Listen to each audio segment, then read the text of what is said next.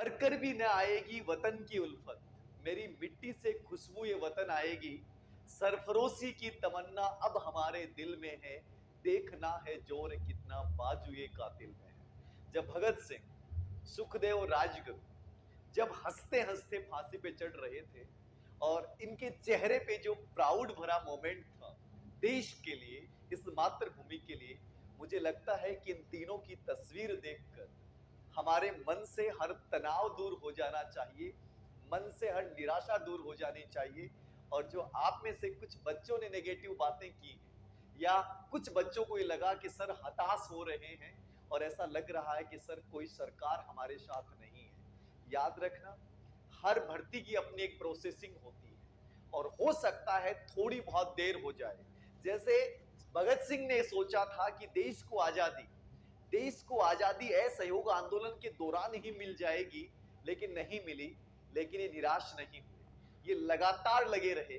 ये उसी भगत सिंह की बात कर रहा हूं जो छोटी सी आयु में जलियांवाला बाग हत्याकांड के मैदान में पहुंचकर एक बोतल उठाकर और उस बोतल में उस खून भरी मिट्टी को भर लेता है और उस खून भरी मिट्टी को भर के ये सौगंध लेता है कि जिसने मेरी मातृभूमि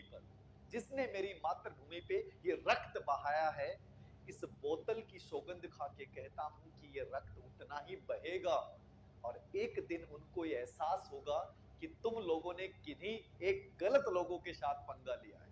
ये वो भगत सिंह था जिनको इनकी मां ने कहा कि बेटा शादी की उम्र हो गई, शादी कर ले।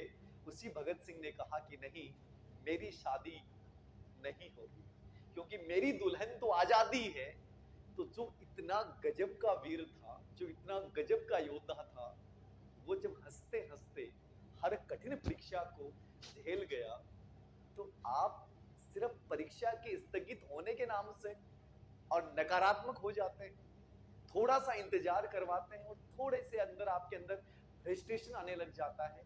दोस्तों, मैंने पहले भी कहा था, एग्जाम, कंपटीशन हमेशा याद रखना एक पेशेंट का गेम है।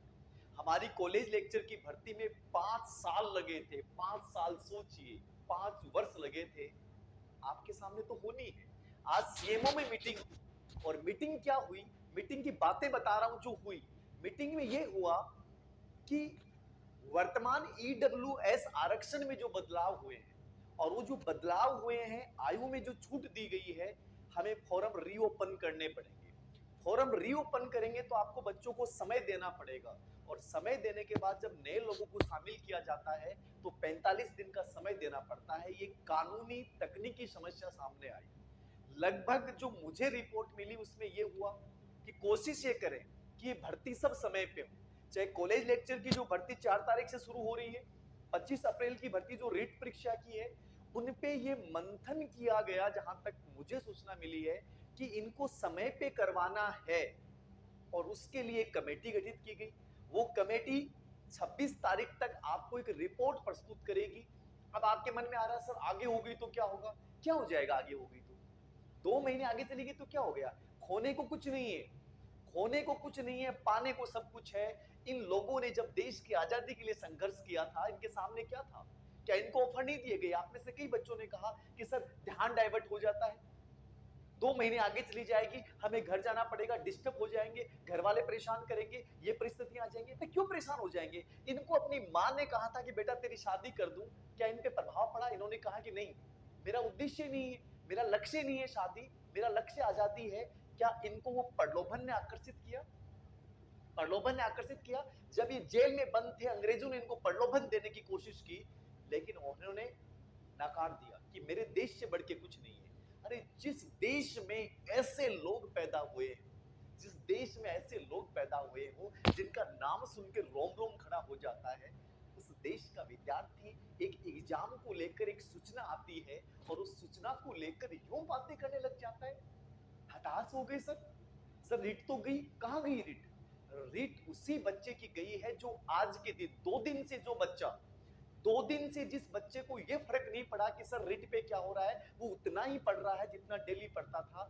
उसके लिए दुनिया का कोई भी कंपटीशन आ जाए साहब, वो क्रैक करके छोड़ेगा। और जो 2 दिन से सोच रहा है सर कोई सूचना दो, सर सूचना दो, पढ़ाई नहीं हो रही, याद रखना कि इसका मतलब आप एक कमजोर इंसान हैं। जब छोटी मोटी सूचनाएं जब सरकार की एक सामान्य एक बिंदु आता है और आप डर जाते हो कि क्या होगा। मैंने कहा 2 महीने आगे होगी, 4 महीने आगे होगी, क्या फर्क पड़ गया?